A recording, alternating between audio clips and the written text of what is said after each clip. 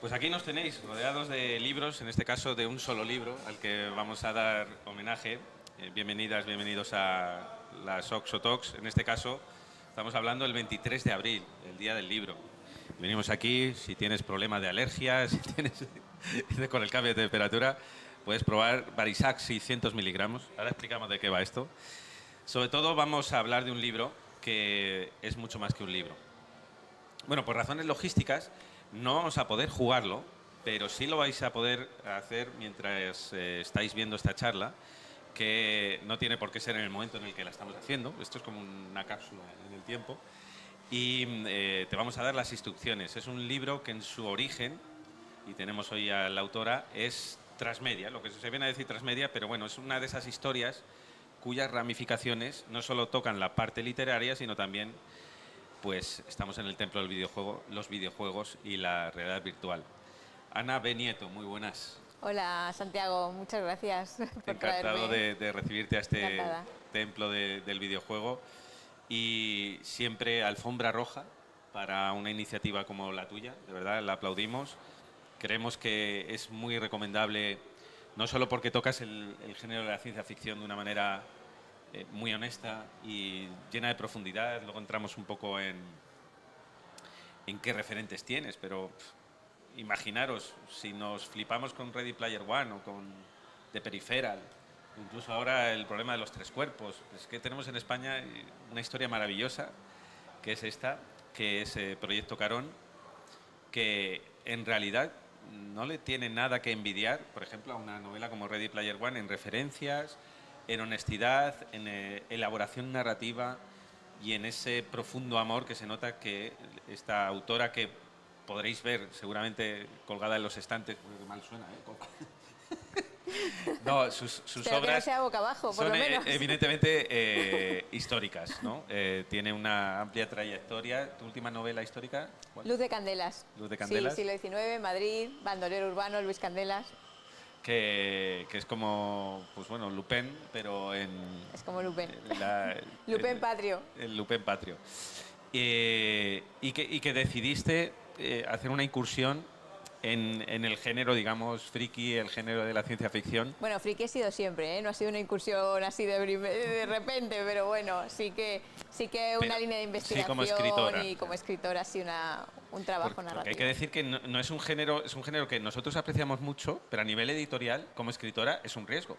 Porque la ciencia ficción en España, desgraciadamente, a pesar que mira que intentamos aleccionar a la gente, decir, oye, que es que tenemos muy buena ciencia ficción aquí, muy buena fantasía, muy buen sentido de la maravilla. Me acuerdo de hablar con esto, pues, aquí tenemos un autor con el que he hablado también ello, de David Hill, o Félix J. Palma, hablar de la gran calidad narrativa, o Carlos Isí, que tenemos, pero es verdad que a nivel editorial como que dices, ostras, no, parece que no, que da miedo, ¿no?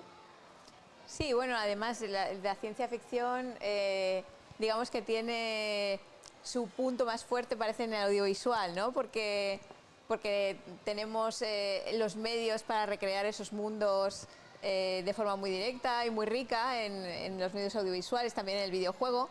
Pero claro, muchas de esas historias, muchas de esas narrativas, muchos de esos universos nacen de las páginas de los libros, ¿no? O sea, son realmente adaptaciones que tienen un sustrato en las letras, ¿no? O sea, que ese trabajo previo de crear esos mundos, pues hay que hacerlo también y abrir nuevas líneas de investigación y fusionar géneros, un poco pues abrir nuevas puertas, ¿no? Y nuevas ventanas. Y yo creo que los escritores, los novelistas por lo menos tenemos ahí una baza muy fuerte, ¿no? Muy importante de hacer esa investigación, de hacer esa innovación, de abrir nuevos caminos al pensamiento, de imaginar universos nuevos, ¿no? Pero ahí, como en cualquier videojuego, nosotros somos también muy responsables de que este tipo de propuestas funcionen, porque siempre decimos, bueno, esto de que dicen de la alta literatura y la baja literatura, igual que la alta y la baja cultura, no tiene sentido. Pero uno va al mercado y es verdad que, pues a lo mejor posicionar una novela histórica resulta más fácil, digamos que en los circuitos convencionales la asumen con mayor facilidad para estar en los estantes, su espacio, que decir voy a hacer ciencia ficción, ¿no? Y yo creo que en eso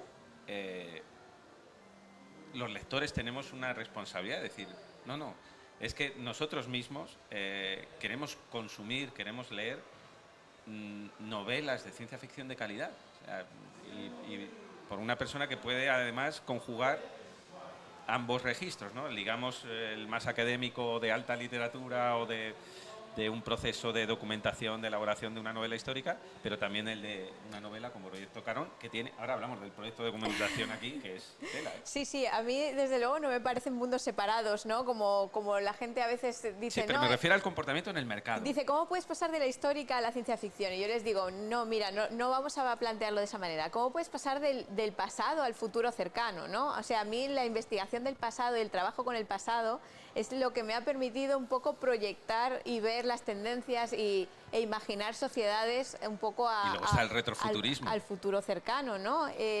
Realmente así es como funciona también la inteligencia artificial. Tiene un histórico y gracias a ese histórico, digamos, hace una predicción, ¿no?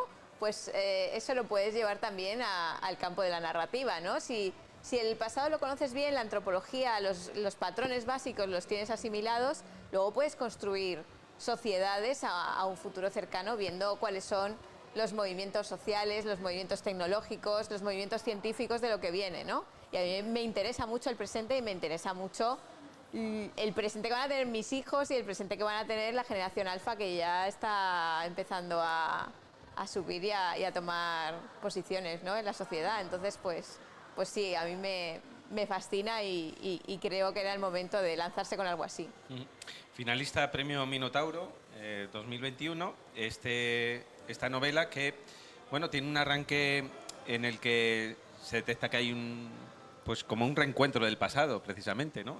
Tenemos ahí a Laxi Dahlem y luego a Lena, y de pronto es un proyecto que construyen en esos años locos de la universidad que todos tenemos, que es el Proyecto Carón, pero en manos de militares y con consecuencias dramáticas, ¿no? Y de pronto hay una conexión, ¿no?, entre esas dos personas que en su momento ayudaron a construir y a diseñar el Proyecto Carón, y empieza ahí la trama, ¿no? Una trama que tiene también mucho incluso de novela de aventura y incluso por episodios. O sea, uno se imagina fácilmente, pasando las páginas del Proyecto Carón, una adaptación audiovisual. Difícil, pero no imposible.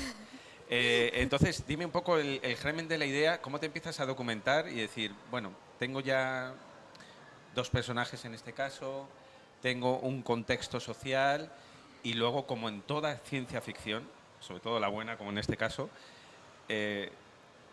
uno siempre busca la excusa para poner en un futuro de ficción nuestra sociedad, reflejarnos en un espejo, el espejo de la ciencia ficción, y a partir de ahí reflexionar. Entonces, con todos estos elementos, ¿cómo empiezas a elaborar el Proyecto Carón y qué es lo que querías contar? Bueno, hay dos tecnologías que son dominantes, yo creo, en el Proyecto Carón, y creo que son las tecnologías fuertes que ya las tenemos aquí mismo, ¿no?, que son Neuralink y la realidad virtual, ¿no? Neuralink habla o sea, tiene que ver con el cerebro. La neurociencia es la ciencia que a mí más me interesa. Creo que este es el siglo del cerebro. Siempre estamos hablando de neuromarketing, de hackear el cerebro, de qué es lo que está haciendo Elon Musk, de qué están haciendo las redes con nosotros, esos niveles de acceso tan directo que tienen a nuestro cerebro y cómo funciona. Y a mí eso me fascina, y creo que además es muy interesante de cara a las nuevas generaciones, ¿no? Y luego está la realidad virtual, que yo creo que es un espacio de comunicación y un espacio de encuentro que lo hemos visto hasta en clave interespecies, ¿no? Lo hemos visto en el juego de Ender, o lo hemos visto en el problema de los tres cuerpos, ese uso tan creativo que hay de la realidad virtual, incluso para comunicarnos con especies que no son la nuestra, ¿no? Creo que eso se puede llevar al terreno de la comunicación entre sociedades. Tenemos un sociólogo aquí en la sala. Yo creo que esa comunicación a nivel profundo, también interpersonal, cuando no hay intermediarios. O sea, lo que promete en realidad Neuralink es que no va a haber intermediarios entre tu cerebro y el mío, Santiago. No sé si eso te asusta, si eso te provoca, si eso te parece interesante. Me dispara. Atractivo. Me dispara. Pero el hecho de que no tengamos que hablar, el hecho de que no necesitemos un joystick. Pero fíjate, me acaba de ir a... Todas esas cosas, la telepatía, la telequinesis. La secuencia de Superman, Can You Read My Mind, claro. de Luis Lane a Superman. Claro, me está diciendo, me estás pudiendo leer el pensamiento en este momento. Exacto, eso es lo que te promete Neuralink, que va a llegar un momento en que vamos a estar conectados sin intermediarios. Entonces, lo de la telequinesis yo lo he probado. O sea, yo me he puesto en neurofeedback, te puedes poner unos sensores y puedes mover pantallas con la mente. No hemos visto Nada un mono más, jugando videojuegos. Claro, un mono jugando videojuegos. Entrando en ciertas ondas cerebrales, tú puedes mover cosas. Y yo he visto mover hasta un coche de juguete a una persona. Entonces, esas tecnologías están ya mismo y son increíbles y van a cambiar por completo la sociedad si es que llegan a comercializarse de una forma, digamos, segura. ¿En manos de quién va a estar? Claro, entonces... ¿Qué es lo que tú entras? Claro, yo entro aquí en manos de quién está esta tecnología, para qué se va a usar, el acceso a nuestros recuerdos y a nuestras emociones ya lo están explotando las redes sociales muy fuertemente. Lo hemos visto en casos como Cambridge Analytica o lo hemos visto en los grandes escándalos de las redes de los últimos años, ¿no? ¿Qué pasa cuando ni siquiera hay una pantalla del móvil o una pantalla del ordenador entre ese impacto emocional y esa manipulación emocional y tu cerebro? O sea, aquí lo que se explora es esa conexión en el cerebro de dos personas. ¿Qué es lo que hay en la base del carón? Bueno, en la base del carón en realidad hay un reencuentro entre exes, que siempre es muy complicado. Habla mucho de la universidad, funciona como una especie de viaje al pasado. Y o sea, es que encima meterte en el cerebro de tu ex... De tu ex puede ser un campo de minas. Entonces ahí es un poco donde está la cosa, ¿no? Y donde se relaciona con los videojuegos es que cuando Alaxi entra en el cerebro de Elena, un poco porque hay una misión militar, porque tiene que entrar a ver un secreto militar que ya está escondiendo, todo esto, ¿no? Pero se encuentra el campo minado porque hay muchos cabos sueltos de la relación de ellos dos en la universidad. Y en eso funciona un poco como un viaje al pasado, ¿no? Vuelven a la universidad, qué es lo que pasó entre nosotros, por qué el carón se vendió a los militares, por qué el carón tuvo que prohibirse, ¿no? Ese misterio. Y un poco el acceso de Alaxi al fondo del asunto está estructurado con niveles de videojuego. Ahí es donde entramos ya en lo que aquí nos interesa de verdad, que son esos 7 niveles de videojuego que Elena un poco propone a nivel de misión como para conseguir la confianza de Alaxi, ¿no? Si tú pasas los 7 niveles, pues ya llegas al nivel del núcleo profundo, del subconsciente. Aquí ya podemos hablar de tú a tú y entonces te voy a entregar ese secreto que estás buscando, vamos a resolver la misión juntos, ¿no? Pero primero tenemos que resolver los asuntos pendientes, como si dijéramos. Es que está casi esperándote como en esa sala arcade de Flynn, decir, yo te espero, pero vamos a tener que jugar un juego. Exacto, exacto. Y te vas a meter en un mundo donde la realidad y la ficción pueden confundirse y donde, bueno, todos los programadores al final hablas con ellos y hay algo de metafísico. Es como en Devs, ¿no? No sé si habéis visto la serie Devs. Al final es como, si estás obsesionado con programar, ¿cómo codificaría la vida? Y si codificas la vida y la puedes simular, el siguiente paso es hackear el cerebro a tu intención y decir, pues estamos generando un Matrix. Exacto, exacto. O sea, si estás codificando la vida y estás metido en un juego, pero el juego es la vida. Exacto. Siempre hablamos de temas de percepción a nivel filosófico cuando hablamos de epistemología al final, ¿no? Cuando estamos hablando de Matrix o estamos hablando de las ilusiones, el mundo de las ilusiones, ¿no? La realidad virtual, las obras que tratan la realidad virtual hablan mucho del mundo de las ilusiones. Es volver a Kant, a Platón.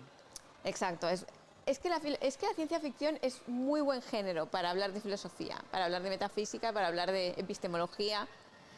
Y entonces, pues bueno, está ese tema, ¿no? En realidad virtual tenemos varias formas de jugar a la realidad virtual. Están los constructos que son externos al cerebro, que son como Matrix o como Ready Player One o Oasis, que no tienen que ver con el cerebro de la persona. Tú como jugador entras en un constructo aparte. Luego están los constructos mixtos, que son como el del problema de los 3 cuerpos. Hay un programa hecho, pero se adapta al usuario. Si tú te fijas en el problema de los 3 cuerpos, cada vez que entran, se adapta a la realidad, el juego se adapta al usuario que es. Y tenemos pues el Japón antiguo, tenemos la época de los Tudor, dependiendo del jugador. Luego está entrar en la mente, el constructo se hace en la mente de un anfitrión y tú eres el huésped que juega. Esto pasa en Origen, por ejemplo, cuando entran en la mente del usuario, o pasa en Ghost in the Shell, cuando entra en la mente del robot, que es un programa. Entra en la celda, en la película de Jennifer López, cuando ella se conecta al cerebro del asesino y tiene que entrar en su mundo. No me acordaba yo de esa. Pero luego hay una realidad mixta de dos cerebros, que no sé si conoces la película de Olvídate de mí, que es muy surrealista, sí, donde ellos están resolviendo la relación porque se conectan los cerebros de ellos y el constructo se hace con la mente de ellos dos, con los recuerdos comunes, con ese espacio de comunicación. Esa parte para mí es de mis, o sea, ese tipo de constructo para mí es de mis favoritos. O sea, el punto donde tú y yo, Santiago, compartimos recuerdos comunes, donde hay ese espacio de un nosotros, donde tú y yo conectamos, ahí se produce una comunicación muy especial. Ese nosotros es nuestro mundo. Y entonces en el Carón, esa realidad virtual se construye así, con los recuerdos comunes, ¿no? Los escenarios del Carón, el espacio donde ellos navegan, siempre está extraído de los recuerdos. Y entonces, como en Philip K. Dick, por ejemplo, podemos empezar a hablar de memoria, podemos hablar de identidad, podemos hablar de identidad compartida, que es ese nosotros, cómo lo trabajamos y cómo lo resolvemos, ¿no? A un nivel profundo, a un nivel subconsciente. Entonces, pues yo creo que el Carón tiene mucho de Philip K. Dick y de esa preocupación por los recuerdos y preocupación por la memoria, porque la memoria somos nosotros, ¿no? Entonces, trabaja mucho esos temas. Ernest Cline pasa de todo esto. O sea, y es un bestseller, ¿eh? Pero en Ready Player One no se habla, no se le da esa profundidad que tú se nota que le quieres dar a Proyecto Carón a través de una preocupación casi sociológica, metafísica de compartir recuerdos. Decides que la historia, la sustancia expresiva, se te quedaba la novela corta, porque evidentemente estás hablando de una tecnología que puede jugar de alguna manera con los recuerdos, hablas de videojuego, entonces, claro, entiendo el paso lógico de decir, oye, estamos en 2020, ¿cuándo empezaste a escribir Proyecto Carón? Bueno, el Carón lo empecé a escribir en 2017. ¿Y ya desde el principio pensabas en algo transmedia? Siempre, porque es un proyecto que lo necesitaba, ¿no? Que además estaba pensado para presentar en lugares como este, como en el Oxo Museo, ¿no? Y conectar con audiencias muy contemporáneas. Y yo creo que para las personas para gente como mis hijos, como la generación alfa, ya no existen tampoco esos compartimentos estancos entre los medios, ¿no? O sea, a mí me gustan los cómics, a mí me gustan los videojuegos, a mí me gusta el audiovisual. O sea, crecemos en unas culturas mixtas donde los medios se contaminan entre sí y los universos se expanden a varios medios, ¿no? Los universos narrativos. O sea, vemos The Witcher en la serie, jugamos a The Witcher en el juego y luego leemos las novelas y disfrutamos de la historia en todos esos medios diferentes, y todo nos aporta y nos enriquece y tenemos una perspectiva más completa, porque cada uno de los medios nos aporta una dimensión distinta, ¿no? El videojuego nos aporta esa interactividad, yo puedo ser el brujo y puedo ir pasando esos niveles, el audiovisual me permite el crecimiento de ese universo a nivel visual, esos territorios, esos paisajes, y luego la novela me permite ahondar en la profundidad psicológica de esos personajes, seguir la trama, llegar a unas profundidades donde los otros medios realmente no tienen ese poder, ¿no? O sea, creo que cada medio te da una perspectiva, una dimensión, y cuando ya los tienes todos, ya has disfrutado de todos, ya tienes un conocimiento de la obra mucho más completo. La verdad que esta visión, que es muy ambiciosa y es muy global, claro, me hablabas de The Witcher, nace como novela, o Fallout nace como videojuego, que ahora se está expandiendo en la serie está explorando, partiendo del videojuego. Es muy fiel al videojuego, ¿no? Pero explora algunos terrenos, como ya hiciera The Last of Us, pero, insisto, es una IP muy marcada que se va expandiendo. Pero es que en tu caso, la IP es ya transmedia. Quieres que sea, o sea, que adquiera tanta importancia el videojuego, pero la tienes que construir de cero. No es como digamos, pues bueno, alguien ahora coge Proyecto Carón, que es una novela, y va a hacer un videojuego y es un estudio. Tú estás detrás de cada proyecto, o sea, no en este sentido es diferente y encomiable. Te quiero decir que aplaudo mucho esa voluntad como creadora de decir, no, mi creación desde el principio va a estar fragmentada. Es una creación posmoderna, va a haber fragmentos, lo sustancial está en la novela, pero va a haber fragmentos que para que lo entiendas bien tienes que experimentar una inmersividad en VR o tienes que jugarlo. Claro, sí, tenemos o incluso un juego de rol también. Sí, hicimos el book trailer en realidad virtual para darle esa dimensión. Yo no sé si se ha hecho algún book trailer antes en realidad virtual, pero el primer capítulo del Carón es el book trailer de RV y yo lo he experimentado con las gafas y queda impresionante. O sea, vamos, lo miras con el móvil, lo miras con las gafas y la diferencia es increíble. O sea que esas imágenes del desierto y luego dentro del bar y además la narrativa RV es muy distinta a la narrativa audiovisual, a la narrativa del videojuego y a la narrativa del libro, ¿no? Es otro mundo porque tienes que estar dirigiendo la atención del espectador. O sea, yo aprendí mucho sobre la narrativa RV haciendo ese book trailer, ¿no? Luego está el tema de los juegos de rol. Yo he visto que había muchísimo juego de rol en el fantástico, pero en la ciencia ficción siempre me ha faltado, sobre todo en la ciencia ficción ciber o en la ciencia ficción cyberpunk. Me faltaba ese componente a veces de aventura. Veía demasiado noir, demasiado novela negra, demasiado carbono modificado con los detectives. Te metes en Blade Runner, el mundo Blade Runner, el mundo de Cyberpunk 77, siempre está ese rollo noir y ese rollo muy oscuro.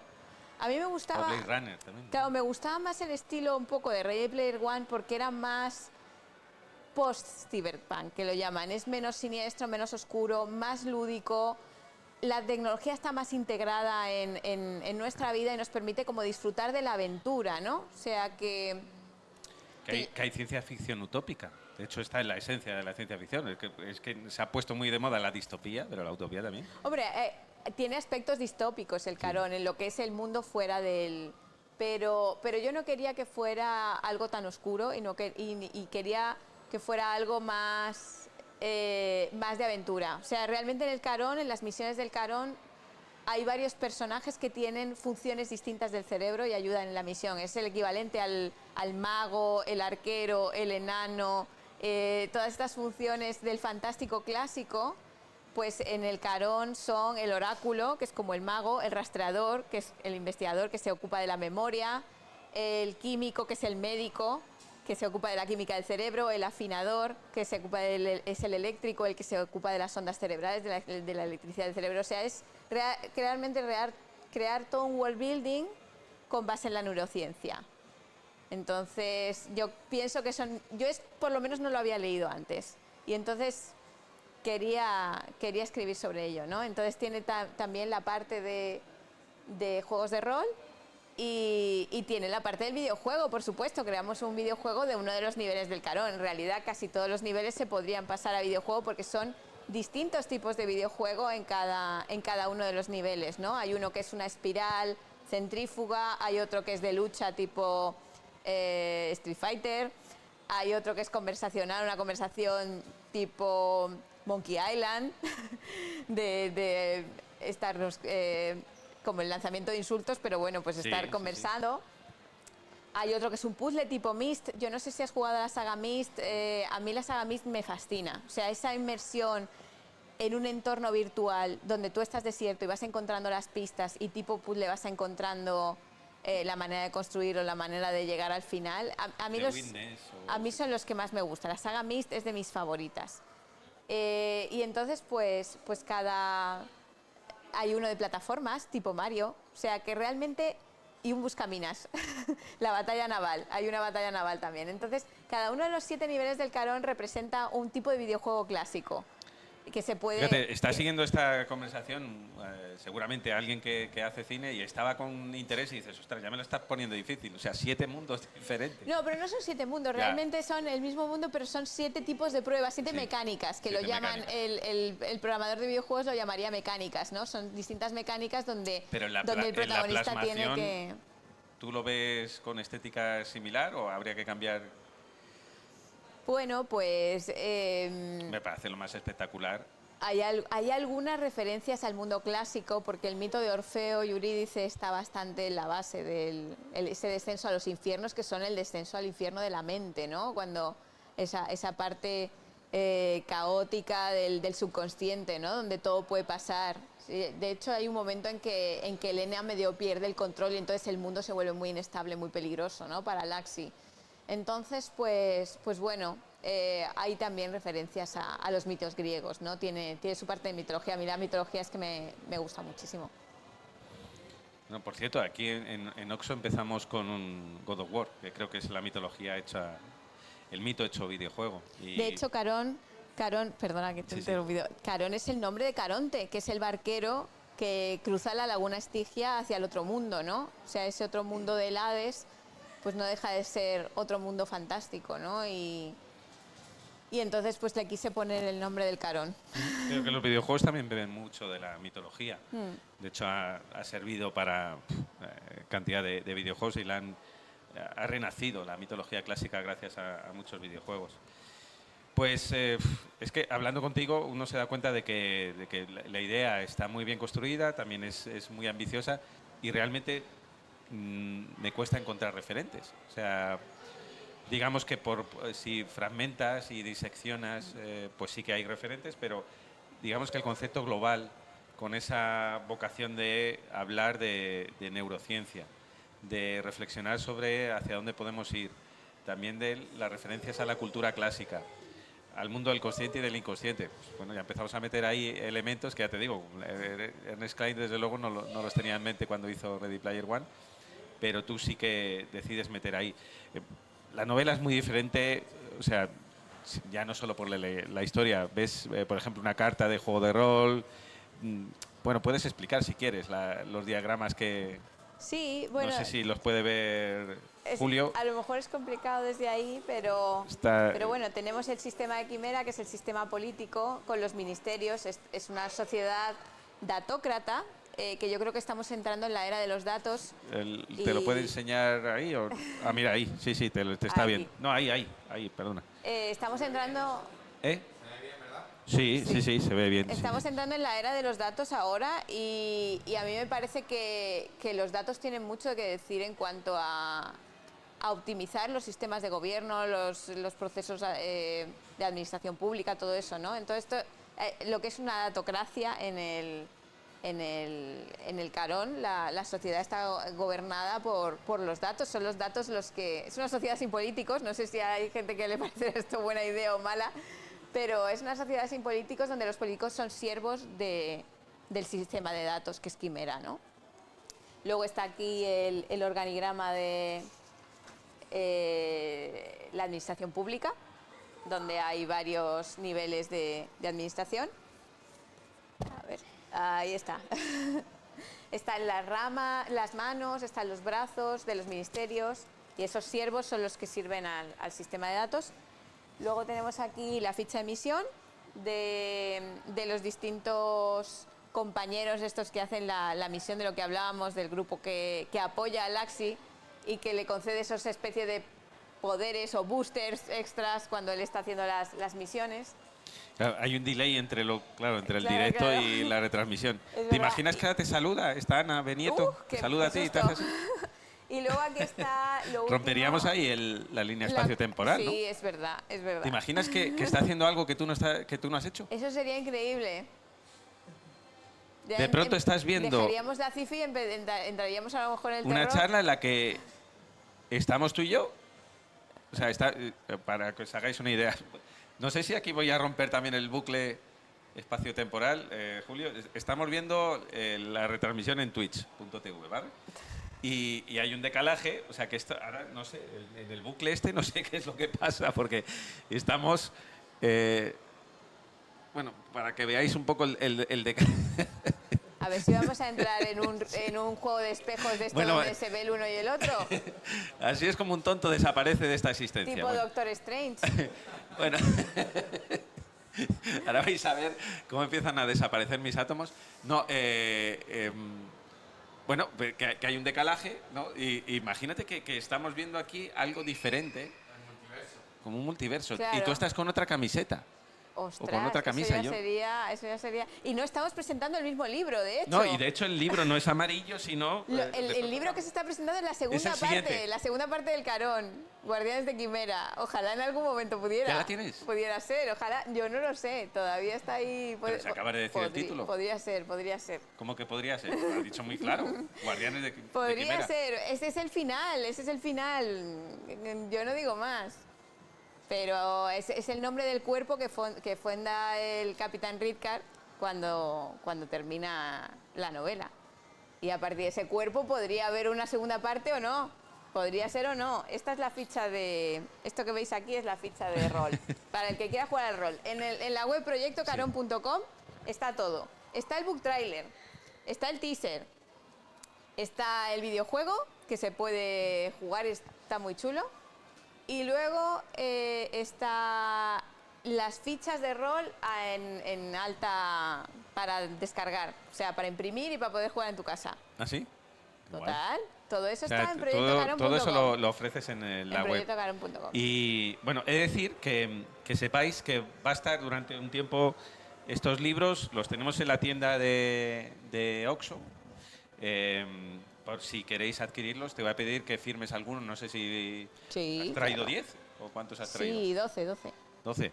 Bueno, pues que los firmes, que sepáis que van a tener el plus de que además están firmados por ella y que bueno, que también para apoyar desde Oxo. En librerías también se pueden pedir, aunque no estarán firmados como aquí, pero en librerías se pueden pedir perfectamente. Los tienen en FENAC, en el Corte Inglés, en Casa del Libro, en las librerías pequeñas de barrio.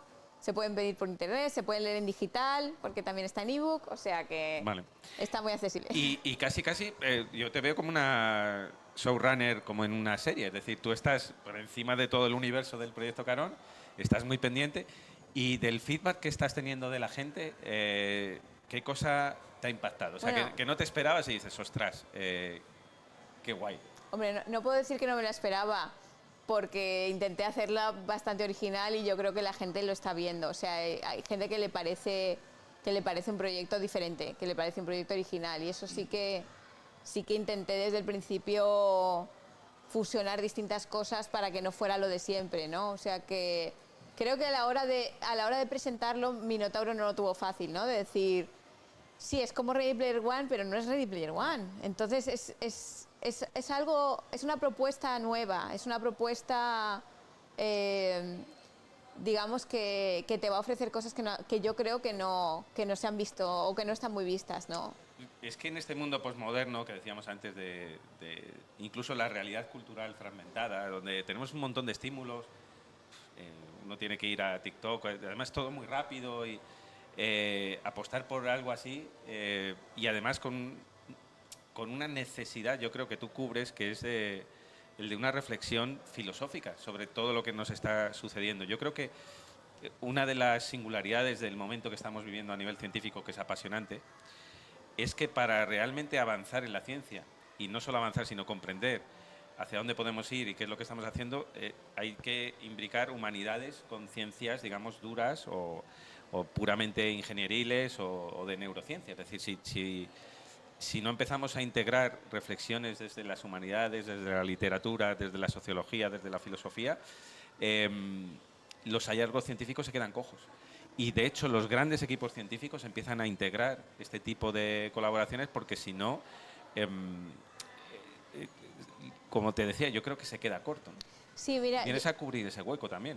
Yo hay una pregunta que me hicieron recientemente en una de las últimas charlas que estuve, que me dijeron, bueno, más que una pregunta era un planteamiento, me decían, si alguien del pasado mirara por una ventanita a nuestro momento presente, ¿crees que le parecería distópico? Y yo les dije, mira, para mí en el pasado hemos vivido en una distopía siempre, o sea, realmente el pasado es mucho peor que el presente en muchos aspectos, pero hay una cosa actualmente que yo sí que creo que es algo más distópica, que es el tema de la atención. O sea, el Carón habla muchísimo de las guerras de la atención. Cuando Alaxi está dentro del Carón siempre está dividido entre el mundo presente y el mundo virtual. Esa Second Life que tenemos, esa vida virtual que tenemos, ¿es compatible con nuestra vida real? Nos está siempre dispersando la virtual de la real y la real de la virtual? ¿Es posible llevar dos vidas? Es lo que se presenta, lo que se pregunta Alaxi desde el principio. ¿Puedo estar yo en dos sitios a la vez? ¿Puedo desarrollar una vida virtual y una vida real y que no se pisen la una a la otra o que no me destrocen mutuamente la cabeza, ¿no? Porque yo creo que las barreras que nos protegían, que protegían nuestra atención, sí que se han derrumbado y que estamos en la intemperie en ese tema. O sea que a mí el tema de la atención, porque lo veo mucho en mis hijos y veo cómo la atención, esas guerras de la atención las veo constantemente en ellos. Entonces, pues para mí sí que es un tema que es muy presente, que es muy real, que es muy importante y que yo creo que aquí sí se trata todo el tiempo. Y más allá de lecturas apocalípticas o siniestras, sí que hay algo que me preocupa y es que esta dispersión en la atención usada desde el mercado, desde las grandes corporaciones, es peligrosa en el sentido de que estamos metidos en nichos aislados. Los foros de discusión, de crítica, este mismo espacio donde estamos ahora mismo charlando con una persona que ha creado un universo de ficción, pero que intenta ser a su vez espejo de la realidad, te quiero decir que hay cada vez menos hueco a eso. Menos hueco también a compartir espacio con gente que opina diferente a ti. Menos hueco a tener una identidad única. Porque al final, con tanta dispersión, es difícil forjar una personalidad o profundizar en algo porque tanto fragmento, al final, ¿qué personalidad coge? Entonces, bueno, ahí me preocupa, la verdad, me preocupa un poco el mundo en el que estamos, pero porque le estamos haciendo el juego a la gente que te quiere vender en Amazon el producto, que nos está escuchando ahora mismo. Sí, hay otra cosa que tiene su lado divertido, digamos, en el Carón, que es que la publicidad es usada todo el tiempo como arma como de destrucción masiva, ¿no? O sea, que realmente se utiliza como un arma arrojadiza y como un arma real. O sea, hay momentos en que el flujo de personas se interrumpe gracias a la publicidad. O sea, hay uno de los personajes que maneja la publicidad como un arma y que te pone los anuncios o las ofertas o los chanchullos en medio de la carretera cuando quiere parar a la gente o dispersarla. O sea, lo utilizan como un arma en conflictos reales, ¿no? Y eso te llegas a ver hasta qué punto los impactos publicitarios son omnipresentes y son una barbaridad. O sea, es que vivimos en una distopía publicitaria total. Todo es publicidad, Santiago. Pero es que incluso cuando la realidad es... Esta charla también, pero bueno. Pues sí. Por cierto, es algo más, es algo más. Pero, además de publicidad es algo más. Es un espacio, supuestamente. Joder, es que incluso la realidad, cuando aparece mediatizada por la pantalla y por la multipantalla, las guerras que estamos viviendo, la pandemia... Parece que tiene un cariz de ficción incluso, ¿no? Se ha generado un discurso que estamos viendo la realidad como un escaparate. Sí, bueno, Denethor con el Palantir ya nos avisó de que eso podía suceder, ¿no? O sea, a mí me parece que es la metáfora perfecta, ¿no? Cuando estás viendo todo a través del Black Mirror, todo te puede parecer... todo parece distorsionado. O sea, lo que está mediatizado está distorsionado. Y esto también aparece en el Carón de alguna forma. O sea, yo leí un libro... A ver si vamos a tener que reivindicar también a Valle Inclán con el Callejón del Gato, ¿eh? Yo leí un libro que se llamaba Capitalismo 24/7, que te hablaba de cómo el sueño era lo único que realmente... la única parcela de libertad que nos quedaba, ¿no? La parte del sueño. Realmente el sueño no está mediatizado. Incluso esto que estamos hablando tú y yo ya está mediatizado, ya está filtrado por una pantalla, por una tablet, por un canal, por lo que sea. Pero el sueño es esa zona de ti donde no ha conseguido entrar nadie. Donde soñamos es donde somos libres. Porque eso no ha entrado todavía ahí ningún mediador. Está dando ideas. Ningún mediador. El último bastión. Exacto, el sueño es el último bastión. A mí el surrealismo me encanta. Entonces, para mí, los surrealistas, el sueño, Alicia, a través del espejo, todas esas cosas están muy en la base artística mía, muy en la base creativa. Mis héroes siempre han sido los surrealistas de los videoclips de los 90, los que le hacían los videoclips a Björk, a Chemical Brothers, esa gente que hacía poesía visual a nivel surreal. Spike Jonze, Michel Gondry, esos son mis héroes de adolescencia, como si dijéramos. Entonces a mí el tema del sueño y del surrealismo le tengo mucho amor. Bueno, pues es curioso ese mundo en el que también se aparece reflejado aquí en Proyecto Carón. Por cierto, ¿qué opinas de las Apple Vision Pro? Te lo digo porque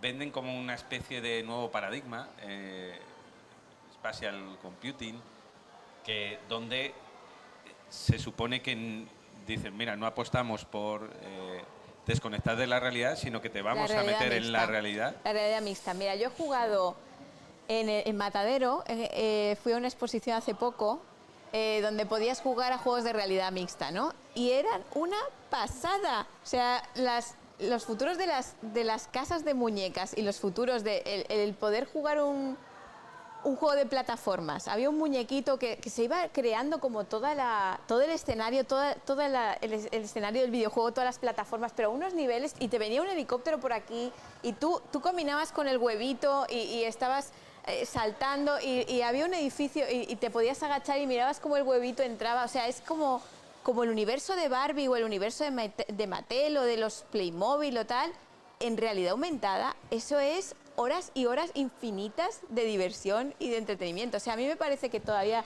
tenemos una etapa en que la realidad aumentada se va a fusionar con los videojuegos y va a ser brutal. O sea, yo te digo, yo aquello me pareció maravilloso. Me hubiera quedado allí siempre con el huevito aquel y con la ciudad del huevito era como las casitas de muñecas.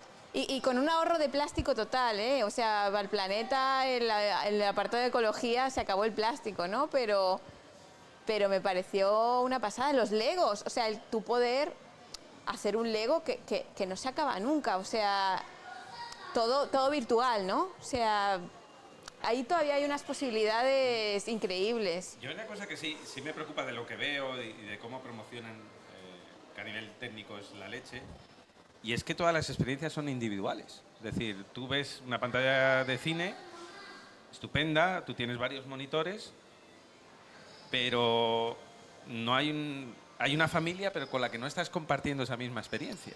En la realidad mixta, en los juegos que yo te hablo, pueden estar varios niños conectados al mismo juego, al mismo videojuego, al mismo programa. Entonces todos pueden estar construyendo esa ciudad del huevito, todos pueden estar jugando con varios huevitos a la vez y comparten esa realidad aumentada. O sea, pero claro, necesitas mucho espacio, necesitas la habitación para que se vaya montando toda la ciudad y tal, no darte contra las paredes, ¿no? Pero sí se puede jugar de forma colaborativa, ¿eh? Sí. En el ciberespacio, en el metaverso, en todos estos formatos se puede jugar como se juega al Fortnite. O sea, que varias personas, bueno, hay algunos ejemplos, entran varias personas y juegas en modo colaborativo. Pero el core de todo lo que se está anunciando, y te digo en concreto esos dispositivos, es uno solo, ¿eh? De hecho, es uno de los hándicaps que tiene. Un aparato que te cuesta $4.000, bueno, también en euros se te va un pico, y que dices, no es una experiencia social. O sea, es social en cuanto a compartir la virtualidad, pero no sé si me entiendes, ¿no? Compartiendo el mismo espacio y haciendo que este espacio sea para todos, virtual y expandido. Bueno, pues muchas cosas de las que hablar. Entre otras cosas, gracias a leer tu novela y a experimentar la conversación y las ideas que tienes, pues oye, que es un privilegio tener personas como tú que nos ayudan a expandirnos también. Pero es como los videojuegos. Yo siempre digo que aquí estamos venerando a los dioses del píxel que nos han hecho ser más grandes de lo que somos. Que por eso considero que Oxo, más que un museo, es un templo, ¿no? Y creo que a ti también, como constructora de mundos, en este caso de Proyecto Carón, pues debemos eso, ¿no? Mentes inquietas como la mía y la de muchos que estáis ahí, que necesitamos la ficción para expandirnos y para, de vuelta a nuestra realidad, crecer como personas y forjar una personalidad diferente.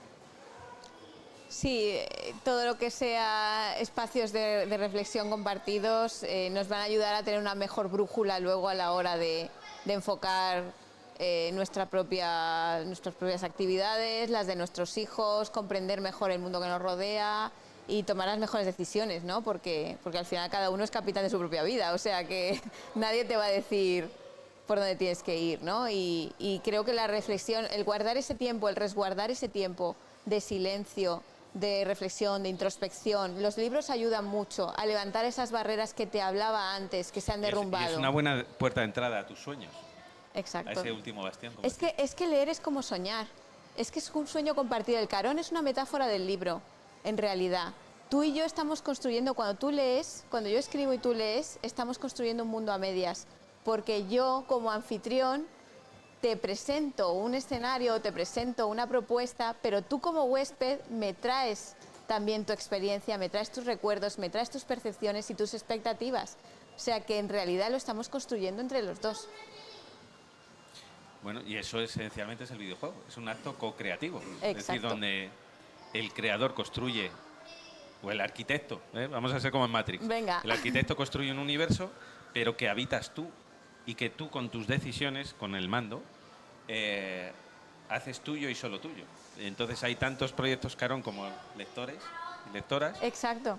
Y hay tantos videojuegos, y sobre todo si está bien hecho el videojuego, es decir, si tiene la gramática esencial de, oye, Siempre va a ser te voy a dar el único. mundo para que tú lo hagas. Siempre va a ser único. Pues para mí leer es soñar juntos. Pues con esta frase, no sé si queréis vosotros añadir algo. Te dejo un... Venga, David, venga. Bueno, qué lujazo tener aquí a David. Aprovechar para decir una novela que recomendéis aquí a la gente. Nada, bueno, yo recomiendo Proyecto Carón, que es de la que estamos hablando. Cuando leí la novela, bueno, habéis hablado mucho, ¿no?, de los paralelismos con Ready Player One. Yo estoy de acuerdo con Santiago, que es una novela mucho más densa conceptualmente, Proyecto Carón, de mucho más calado filosófico. Tiene una intencionalidad, tiene un tema. O sea, Ready Player One yo la disfruté mucho, pero es una novela que funciona muy bien como entretenimiento, pero no pretende ir más allá. Pero es un entretenimiento muy bien concebido, es cierto. A mí una de las cosas que más disfruté de Proyecto Carón fue ese universo que ella construye para albergar su historia, ¿no? Digamos que en Proyecto Carón está la historia que nos está contando y luego todo ese trasfondo que es riquísimo y es vastísimo, que yo supongo que no lo has construido solo, ¿no?, para esta única historia. Lo digo porque el esfuerzo de levantar ese universo hay que amortizarlo de alguna manera. Hombre, a mí me encantaría poder amortizarlo de más formas, pero realmente fue a medida del Carón. Yo quería que hubiera mucho contraste entre las experiencias del Carón y las externas. Tenía que ser el de fuera, tenía que ser un mundo muy seco, tenía que ser un mundo pues como el mundo real, más austero, donde el personaje no tuviera ningún poder. Hay un poco de distopía de género y la única razón de esa distopía de género es que el personaje masculino lo tenga todavía más difícil. O sea, para él tenía que ser un mundo muy frustrante y donde él se sintiera impotente, y cuando entraba en el Carón era todo lo contrario. O sea, ahí... Porque yo eso lo he visto en mis hijos, lo poderosos que se sienten, cómo les crece el ego, cómo... Cuando entran en los videojuegos y cómo se sienten tan capaces de lograr tantas cosas y cómo se les sube, ¿no? Tú los notas subiditos cuando están dentro del videojuego, y cuando los arrancas se empoderan, y cuando los arrancas del videojuego y tienen que enfrentarse a la vida real les parece súper frustrante, les parece lenta, les parece difícil, las cosas no te salen a la primera. Los videojuegos son fáciles, la realidad es difícil. Entonces ese contraste tenía que verse en el Carón. Porque yo los veo sufrir cuando los sacas del videojuego y les entran esos ataques de ira que dicen, no, por favor, con lo bien que estaba yo. Están enganchados, ¿no? Y cuando los sacas lo pasan mal. Entonces, sí, son dos universos muy distintos. Además, en el Carón es todo acuático, hay mucha agua, hay prosperidad. Claro, el mundo virtual, pues puedes hacerlo todo lo fácil, rico y oasis, ¿no? Ese paraíso, ¿no?, que tú quieres tener. Yo quería destacar de esta novela, sobre todo un aspecto que me parece fantástico, que es una novela construida con mucha inteligencia y que tiene muchos niveles de profundidad. Yo eso lo agradezco, cuando leo una novela que está construida con ese tesón y con ese nivel de profundidad. Te puedes quedar en la materia, en el nivel más superficial, hablas de tecnología, haces una propuesta de un futuro cercano muy inteligente, sí, una prospección que creo que es bastante coherente con lo que estamos viviendo, pero hay otros niveles más. Y yo me quedaría con el social. Como sociólogo que soy, me ha llamado muchísimo la atención la propuesta a nivel social que hace. El tema del matriarcado, por ejemplo. ¿Tú ves realmente que nuestra sociedad actual evoluciona hacia ese tipo de sociedad que propone? Bueno, es una sociedad que yo lo veo en la diferencia entre mi hijo y mi hija. Es una sociedad donde muchas veces los valores femeninos o tradicionalmente femeninos de la colaboración y de la multitarea y todas esas cosas como que se premian mucho, y a mis hijos, a los hijos varones que yo tengo, muchas veces pues esa cosilla que les sale, la competitividad o de... Pues muchas veces es penalizada, ¿no? Es lo que pasa en el Carón, ¿no? Esa tendencia de, uff, es que los chicos la lían mucho y las chicas, en cambio, les das unas pulseritas y ya está tranquilas y todo lo hacen bien, ¿no? Y a mí eso me parece injusto, ¿no? Hay que crear espacios donde los chicos puedan desarrollar también sus... Entonces, ser trastos. Sí, ser trastos y hacer sus cosas y tener su actividad física, todas esas cosas, ¿no?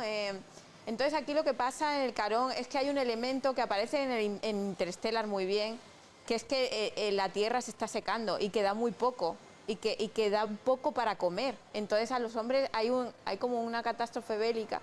Se llevan a los hombres al campo para intentar que el campo dé un poco más, ¿no? Y de paso, pues poner a las mujeres en la parte tecnológica, ¿no? Pero realmente toda esa cosa fue un experimento, porque la ciencia ficción nos permite ser un laboratorio. Y tú lo que ves en ese experimento es que los abusos de poder no terminan, porque lo que crea abusos de poder es el poder, y los puestos de poder, la jerarquía siguen, y las mujeres en el Carón son muy jerárquicas y se hacen la vida imposible unas a otras, con lo cual ahí tienes algunas pistas de que al final es la jerarquía lo que provoca esos problemas, no el tema del género realmente. Entonces, pues bueno, todas esas son maneras un poco de hacer propuestas, de experimentar, de hablar juntos sobre temas que nos interesan y que están en la calle todo el tiempo.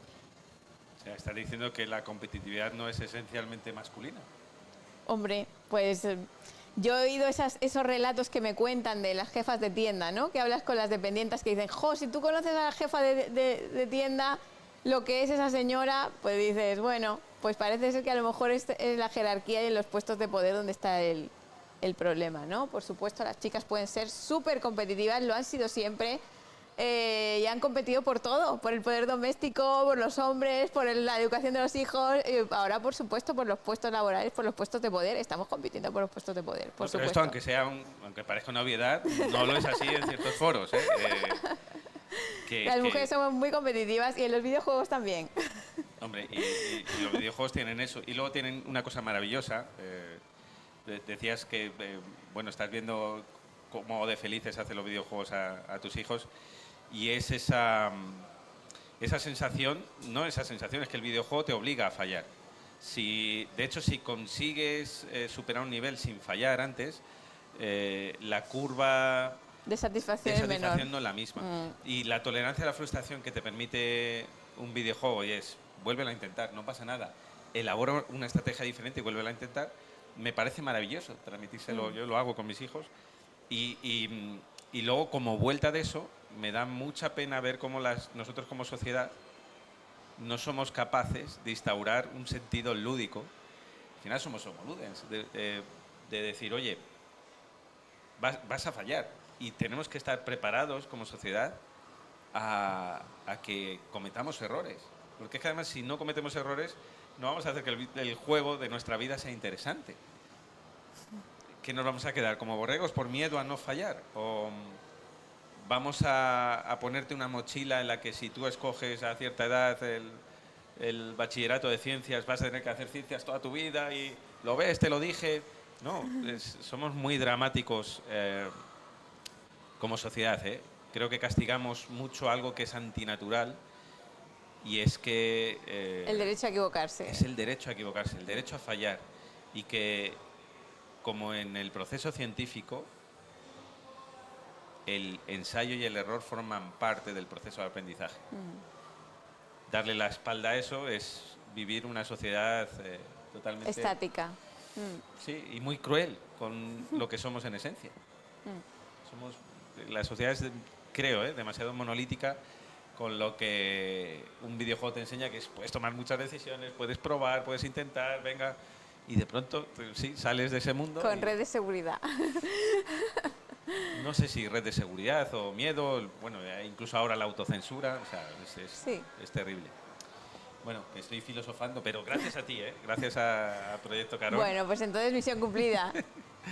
Que sepáis que, bueno, si veis esto y pasáis por Museo Oxo, vais a tener estos ejemplares en la tienda, en el estante, que vas a firmar, no sé, lo que nos va a dar tiempo, y que precisamente como detalle de nuestro museo de Oxo, para ti como invitada de lujo. Muchísimas gracias, madre mía, Santiago. ¡Uy, qué pasada! Muchas gracias.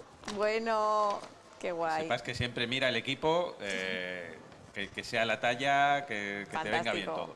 Muchas gracias, Santiago. Qué guay. Y aquí hay más cositas. Bueno, ¿qué es? ¿Una tacita? ¡Oh! Me hace más o menos juego con la camisa. Si es que pensáis en todo. Nada para desayunar. Muchísimas gracias. Así que nada, que ha sido un placer tenerte. Que para Gracias. nosotros, ya te digo, como museo, aplaudimos una novela como esta, que es Proyecto Carón, de Ana Benieto, y que tengas toda la energía para seguir creando estos mundos.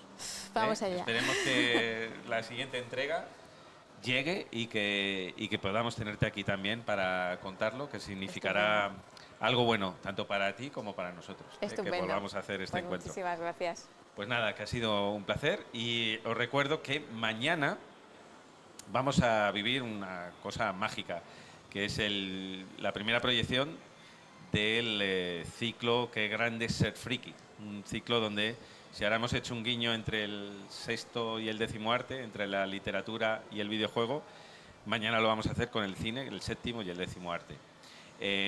Mientras digo esto, también os digo que no va a haber streaming, pero sí que estad atentos a nuestro canal oficial de YouTube, porque colgaremos la tertulia posterior a la primera película, que ya os adelanto que va a ser Juegos de Guerra. Por cierto, que bastante tiene de Juegos de Guerra el primer, he visto aquí una tipografía, este mapa. Este Sí. mapa le debe mucho a Juegos de Guerra. Esto no lo has hecho tú en este caso, ¿no? No, eso ha sido el diseñador de Minotauro, así que muchísimas gracias. Bueno, que sigáis atentos a nuestras redes, y que esta es nuestra agenda cultural, y ya sabéis, en oxomuseo.com tenéis todo actualizado. Que ha sido un placer y hasta la próxima. Chao. Muchísimas gracias. Claro, que aplauda yo así con